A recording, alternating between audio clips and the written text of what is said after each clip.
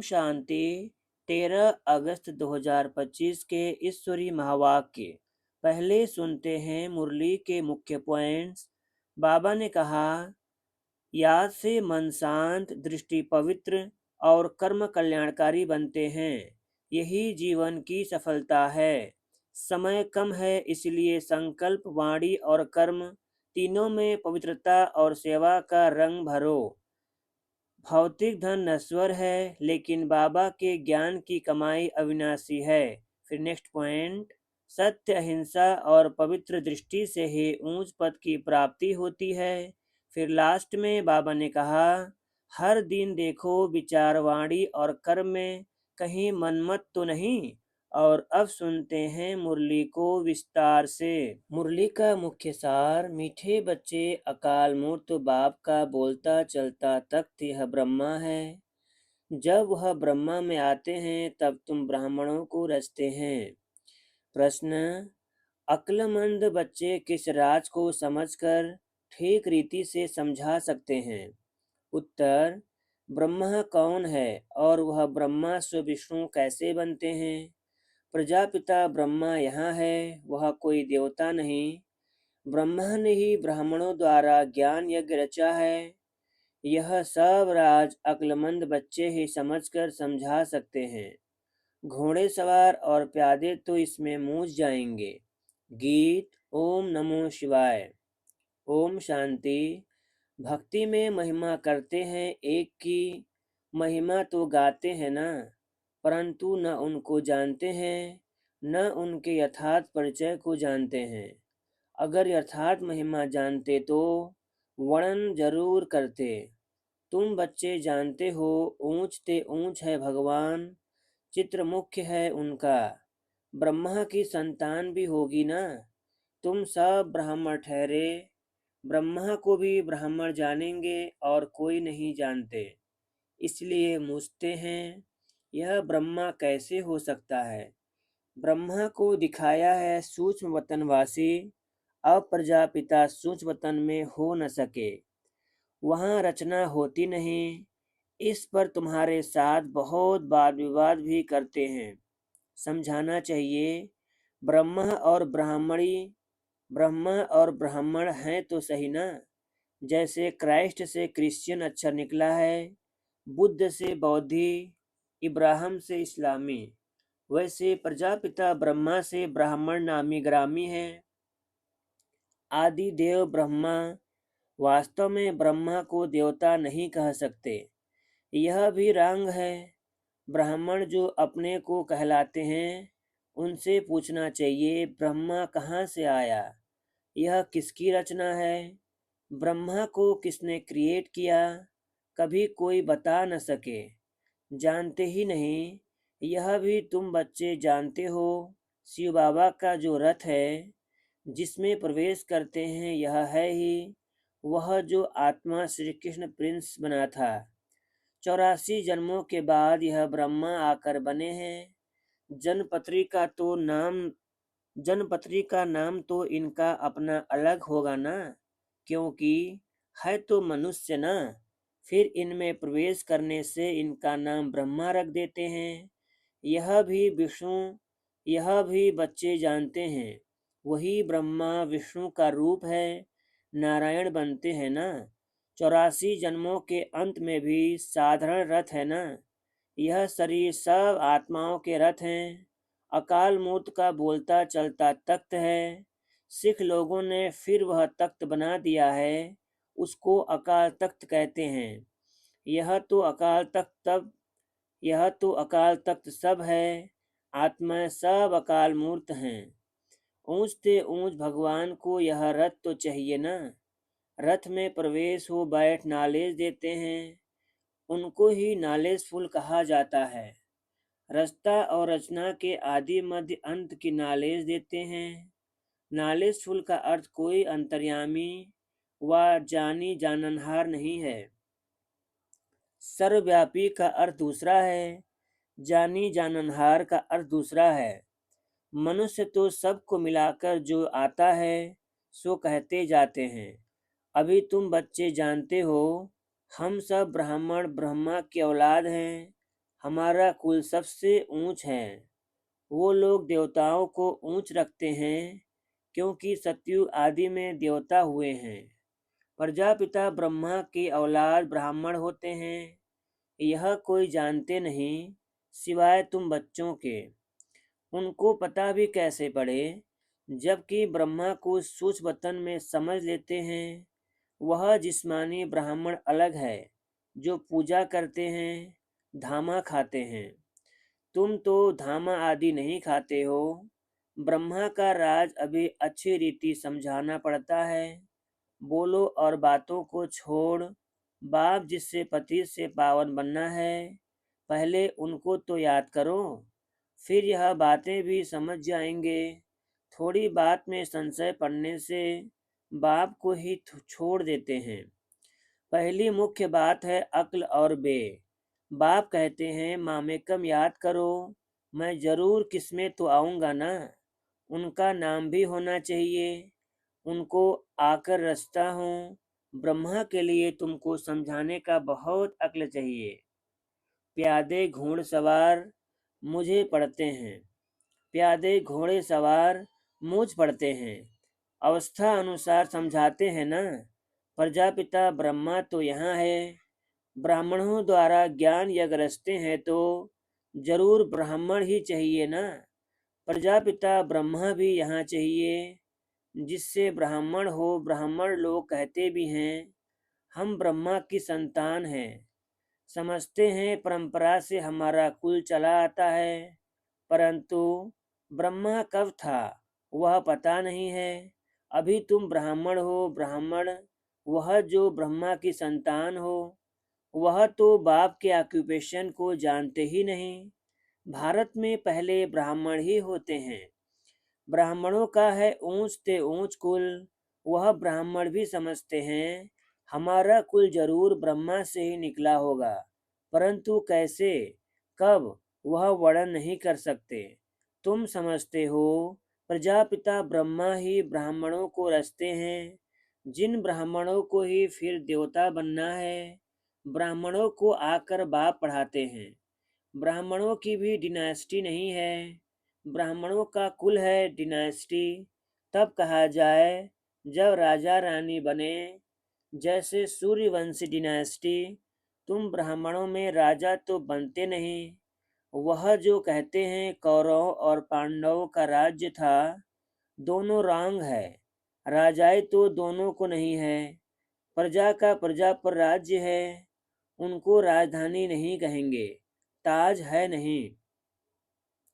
बाबा ने समझाया था पहले डबल सिरताज भारत में थे, फिर सिंगल ताज। इस समय तो नो ताज। यह भी अच्छी रीति सिद्ध कर बताना है। जो बिल्कुल अच्छी धारण वाला होगा वह अच्छी रीति समझा सकेंगे। ब्रह्मा पर ही जास्ती बात समझाने की होती है, विष्णु को भी नहीं जानते।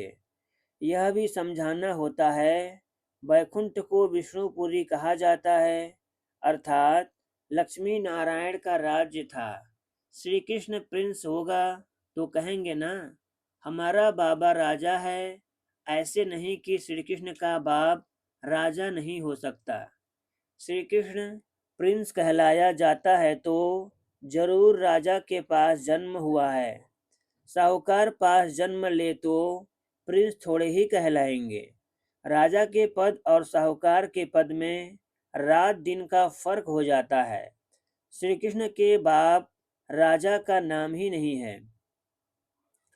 श्री कृष्ण का कितना नाम वाला है। बाप का ऊंच पद नहीं कहेंगे, वह सेकंड क्लास का पद है जो सिर्फ निमित्त बनते हैं श्री कृष्ण को जन्म देने। ऐसे नहीं कि श्री कृष्ण की आत्मा से वह ऊंच पढ़ा हुआ है। नहीं, श्री कृष्ण ही सो फिर नारायण बनते हैं। बाकी बाप का नाम ही गुम हो जाता है जरूर ब्राह्मण, परंतु पढ़ाई में श्री कृष्ण से कम है। श्री कृष्ण की आत्मा की पढ़ाई अपने बाप से ऊंच थी, तब तो इतना नाम होता है। श्री कृष्ण का बाप कौन था यह जैसे किसको पता नहीं, आगे चल मालूम पड़ेगा। बनना तो यहाँ से ही है। राधे के भी माँ बाप तो होंगे ना, परंतु उनसे राधे का नाम जास्ती है क्योंकि माँ बाप कम पढ़े हुए हैं। राधे का नाम उनसे ऊंच हो जाता है। यह है डिटेल की बातें। बच्चों को समझाने के लिए सारा मदार पढ़ाई पर है। ब्रह्मा पर भी समझाने का अक्ल चाहिए। वही श्री कृष्ण जो है उनकी आत्मा ही 84 जन्म भोगती है। तुम भी 84 जन्म लेते हो। सब इकट्ठे तो नहीं आएंगे।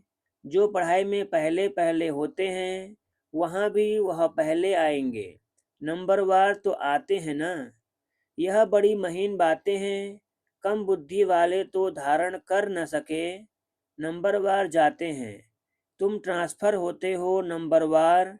कितनी बड़ी क्यू है जो पिछाड़ी में जाएगी। नंबरवार अपने अपने स्थान पर जाकर निवास करेंगे। सबका स्थान बना हुआ है। यह बड़ा वंडरफुल खेल है, परंतु कोई समझते नहीं है। इनको कहा जाता है कांटों का जंगल। यहाँ सब एक दो को दुख देते रहते हैं। वहाँ तो नेचुरल सुख है। यहाँ है आर्टिफिशियल सुख। रियल सुख एक बाप ही देने वाला है। यहाँ है कागविष्टा के समान सुख।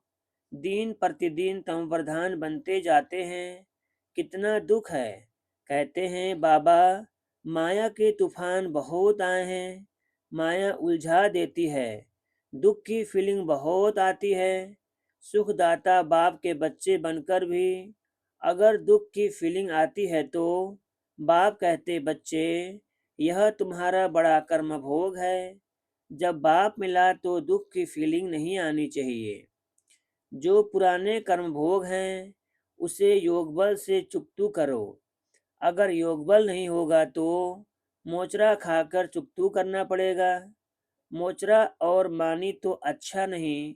सजा खाकर पद पाना अच्छा नहीं। पुरुषार्थ करना चाहिए, नहीं तो फिर ट्रिब्यूनल बैठती है। प्रजा तो ढेर हैं। यह तो ड्रामा अनुसार सब गर्भ जेल में बहुत सजाएं खाते हैं। आत्माएं भटकती भी हैं। आत्माएं भटकती भी बहुत हैं। कोई कोई आत्मा बहुत नुकसान करती हैं। जब कोई में अशुद्ध आत्मा का प्रवेश होता है तो कितना हैरान होते हैं। नई दुनिया में यह बातें होती नहीं। अभी तुम पुरुषार्थ करते हो। हम नई दुनिया में जाएं। वहां जाकर नए नए महल बनाने पड़ेंगे। राजाओं के पास जन्म लेते हैं जैसे श्री कृष्ण जन्म लेते हैं, परंतु इतने महल आदि सब पहले से थोड़े ही होते हैं। वह तो फिर बनाने पड़े। कौन रचते हैं? जिनके पास जन्म लेते हैं गाया हुआ भी है। राजाओं के पास जन्म होता है। क्या होता है सो तो आगे चल देखना है।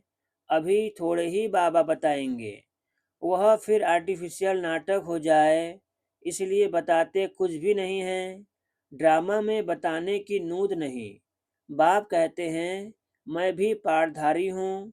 आगे की बातें पहले से ही जानता होता तो बहुत कुछ बतलाता। बाबा अंतर्यामी होता तो पहले से बताता। बाप कहते हैं नहीं, ड्रामा में जो होता है उनको साक्षी हो देखते चलो और साथ साथ याद की यात्रा में मस्त रहो। इसमें ही फेल होते हैं। ज्ञान कभी कम जास्ती नहीं होता। याद की यात्रा ही कभी कम कभी जास्ती होती है। ज्ञान तो जो मिला है सो है ही। याद की यात्रा भी। याद की यात्रा में कभी उमंग रहता है, कभी ढीला। नीचे ऊपर यात्रा होती है। ज्ञान में तुम सीढ़ी नहीं चढ़ते। ज्ञान तो यात्रा नहीं कहा जाता। यात्रा है याद की।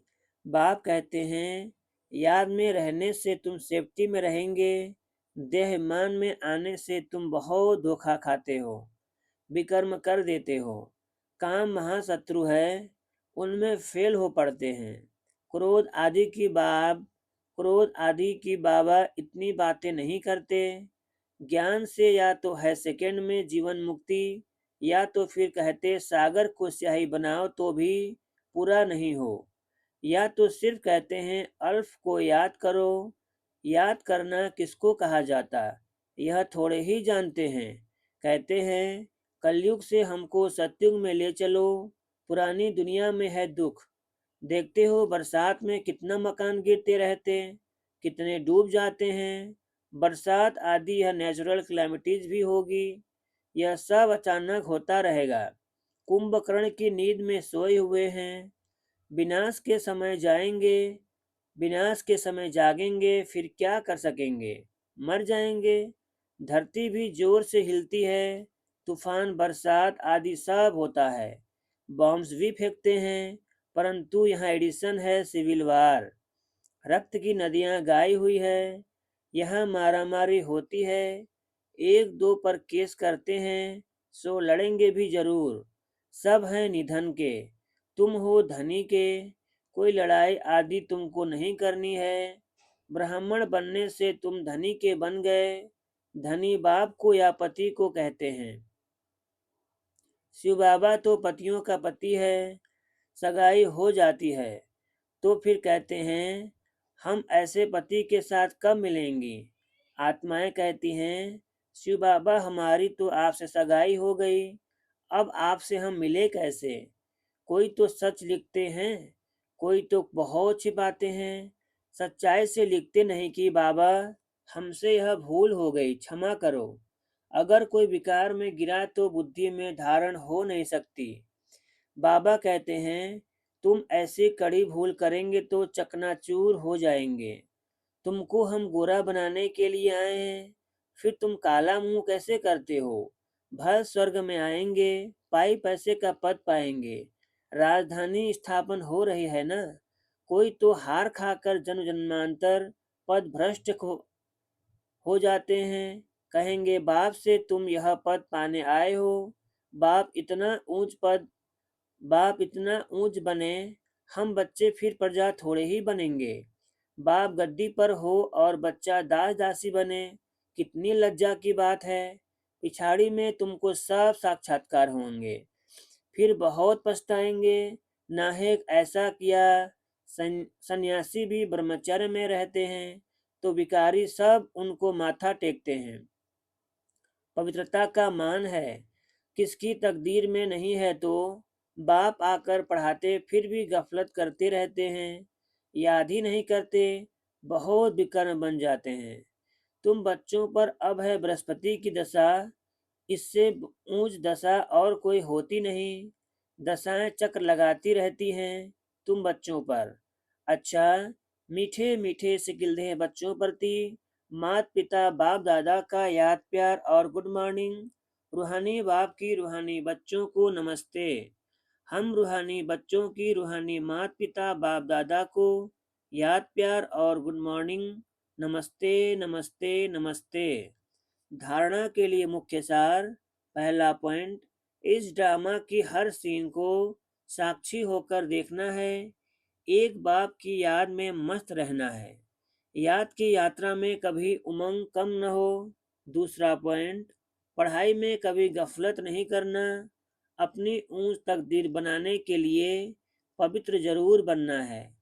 हार खाकर जन्म जन्मांतर के लिए पद भ्रष्ट नहीं करना है। वरदान, सच्ची सेवा द्वारा अविनाशी अलौकिक खुशी के सागर में लहराने वाले खुश नसीब आत्मा भव। सच्ची सेवा द्वारा अविनाशी अलौकिक खुशी के सागर में लहराने वाली खुश नसीब आत्मा भव। विस्तार है, जो बच्चे सेवाओं में बाप दादा और निमित्त बड़ों के स्नेह की दुआएं प्राप्त करते हैं, उन्हें अंदर से अलौकिक आत्मिक खुशी का अनुभव होता है।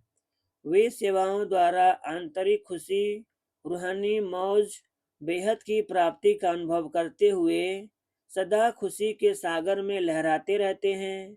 सच्ची सेवा सर्व का स्नेह, सर्व द्वारा अविनाशी सम्मान और खुशी की दुआएं प्राप्त होने की खुशनसीबी के श्रेष्ठ भाग्य का अनुभव कराती है। जो सदा खुशी है वही खुशनसीब है। स्लोगन, सदा हर्षित व आकर्षण मूर्त बनने के लिए संतुष्ट मणि बनो।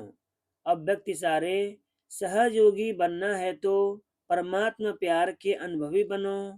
कर्म में, वाणी में, संपर्क व संबंध में, लव और स्मृति व स्थिति में लवलीन रहना है। जो जितनी लवली होगा वह उतना ही लवलीन रह सकता है। इस लवलीन स्थिति को मनुष्यात्माओं ने लीन की अवस्था कह दिया है। बाप से लव खत्म करके सिर्फ लीन शब्द को पकड़ लिया है। आप बच्चे बाप के लव में लवलीन रहेंगे तो औरों को भी सहज आप समान व बाप समान बना सकेंगे। अच्छा, ओम शांति।